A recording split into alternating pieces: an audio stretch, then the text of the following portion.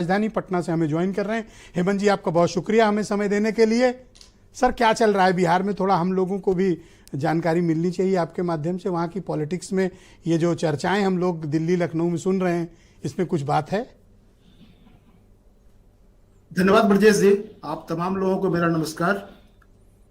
बिहार में जो कुछ भी चल रहा है वो लालू यादव और तेजस्वी यादव की वजह से नहीं है, बल्कि उसकी पृष्ठभूमि में बीजेपी है। ये सबको पता है। और वो किस लिए है? वह इसलिए है कि बिहार विधानसभा 2020 में जो चुनाव होने जाना, उस चुनाव में चेहरा कौन होगा, उस चुनाव की अगुवाई कौन करेगा, और इसको लेकर के जो सवाल उठे उसको सबसे पहली जो प्रतिक्रिया थी वो अमित शाह जी की तरफ से आई थी, जो सबको पता है। उन्होंने कहा था कि मिल बैठ कर तय करेंगे। और उसके बाद से ये हुआ कि नीतीश की नाराजगी खबरें आने लगी, और वो खबरें जब सामने आने लगी तो उसके साथ साथ बैक टू बैक कुछ बयान भी आने लगे। गिरिराज सिंह जो बीजेपी के फायरब्रांड नेता हैं, केंद्र सरकार में मंत्री, उन्होंने कहा कि नीतीश जी को भारत रत्न दिया जाना चाहिए। उनका बयान, उसमें उपहास भी था, उसमें मजाक भी था, सब कुछ था। वो भारत रत्न देने से ज्यादा एक तरह से उनको मार्गदर्शक मंडल में भेजने वाला सलाह टाइप का था। दूसरी ओर विजय सिन्हा जो मुख्यमंत्री हैं, उन्होंने अटल जी जयंती के मौके पर कार्यक्रम की पटना में उन्होंने कहा कि अटल जी को सच्ची श्रद्धांजलि होगी जब यहाँ अपनी सरकार होगी भाजपा की, यानी अपना मुख्यमंत्री भी बने। और उस बात का समर्थन, भारत रत्न वाली बात का समर्थन किया था। और नतीजा ये हुआ कि उसको लेकर के नीतीश जी की चुप्पी ऐसी थी कि वो कुछ बोल नहीं रहे थे। पार्टी में भी एक तरह से गहरी खामोशी थी। वो दिल्ली गए, दिल्ली से वापस आए, वहां प्रधानमंत्री जी के साथ उनकी मीटिंग तय थी, वह मीटिंग कैंसिल हो गई। नड्डा जी से मिलने के लिए कहा गया, उनसे मुलाकात नहीं हुई। तो पूरी पृष्ठभूमि में तो बीजेपी है। अब सवाल यह है कि नीतीश जी ने क्या ठाना है।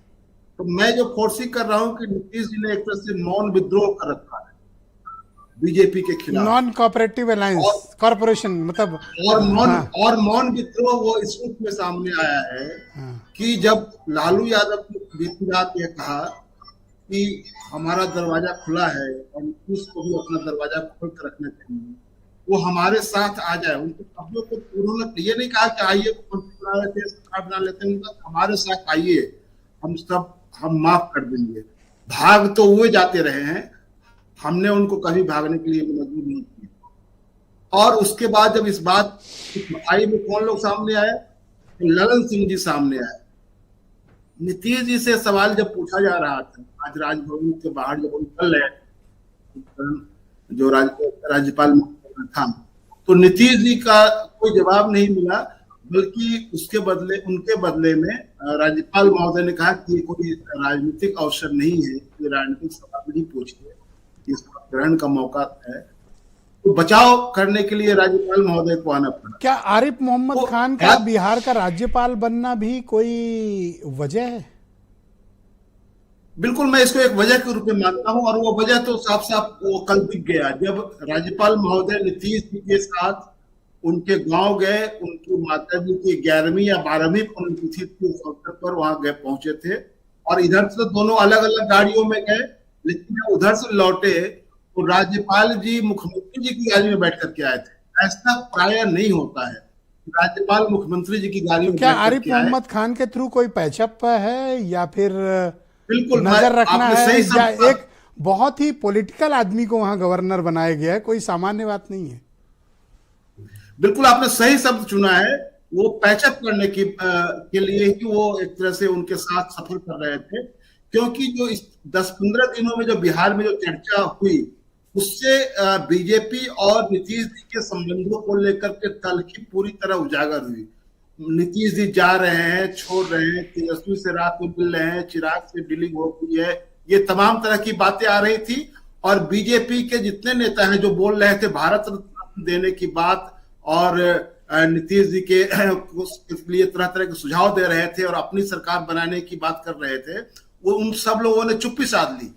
उसके बाद पिछले एक सप्ताह से बीजेपी का कोई नेता नहीं बोल रहा था बिहार का, बल्कि उनके बदले में जीतन राम मांझी जी जो ऐसे बोल रहे थे जैसे कि उनके बारे में कहा जाए कि मान न मान मैं तेरा मेहमान, वो जवाब दे रहे थे तेजस्वी यादव को, और नीतीश जी के पक्ष में वो कुछ कुछ कहानियां कर रहे थे।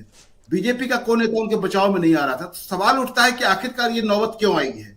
नौबत ये आई है कि मैं समझता हूं कि बीजेपी नीतीश जी को 2025 के चुनाव में एक पुतले की तरह इस्तेमाल करना चाहती है। उनको अगर बीजेपी इस बात पर सहमत हो जाए हेमंत जी कि उनको हम चीफ मिनिस्टेरियल कैंडिडेट या चेहरे के तौर पर प्रोजेक्ट कर देंगे तो सुलह हो जाएगी, ऐसा जैसा आप बता रहे हैं? देखिए, ये सुलह हो जाएगा या नहीं हो जाएगा इसके बारे में हाँ ना में कुछ नहीं कहा जा सकता है जी। क्योंकि नीतीश जी बदला लेने और हिसाब बराबर करने के लिए जाने जाते हैं। जी। 2020 के चुनाव में चिराग पासवान को इस्तेमाल करके बीजेपी ये जीतन राम मांझी वाला बदला लेना चाहते हैं, चिराग पासवान का बदला लेना चाहते हैं, या बीजेपी से बदला लेना चाहते हैं, या लालू यादव से? बीजेपी का जो क्रेडेंशियल है उनके साथ जो है वो 2020 का एक बहुत ही वो मार्केबल ये टर्निंग पॉइंट था बीजेपी और नीतीश जी के रिश्तों में, जब ये खुलेआम हुआ कि बीजेपी ने अपने उम्मीदवार दिए, बीजेपी ने सभी तरह से मदद पहुंचाया चिराग पासवान को, और नीतीश जी को 1 नंबर से 3 नंबर की पार्टी बना दिया, और उसके बाद मुख्यमंत्री भी बने नीतीश जी। तो उन्होंने कहा, रिकॉर्ड पर है वो, उन्होंने कहा कि मैं नहीं बनना चाहता था, बीजेपी के कहने पर, बीजेपी के दबाव पर मैं मुख्यमंत्री बन रहा हूं। तो नीतीश जी आज की तारीख में शुक्रिया हेमंत जी, इससे मुख्यमंत्री हैं। जी हमारे साथ बने रहिएगा। हम डिबेट के दूसरे चरण में